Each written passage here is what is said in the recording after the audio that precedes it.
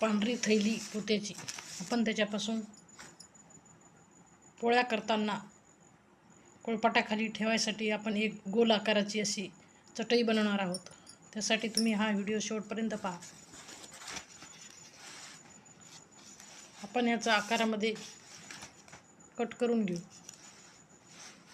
हे माझी पहिली चटई होती ती आता खराब झाली। आता याच आकाराची चटई मी दुसरी बनवणार आहे।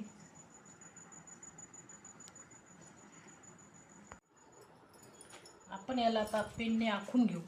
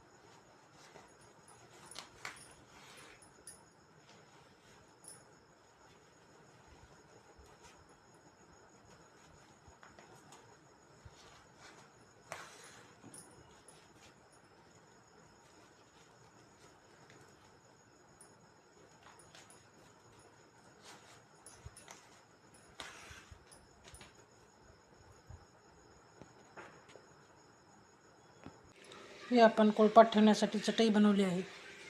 पोळ्या बनवताना आपलं पीठ खाली सांडू नये म्हणून त्यासाठी ही चटई आपण बनवली आहे। व्हिडिओ आवडल्यास लाईक करा, शेअर करा। चॅनलला जर नवीन असाल तर सबस्क्राईब करायला विसरू नका।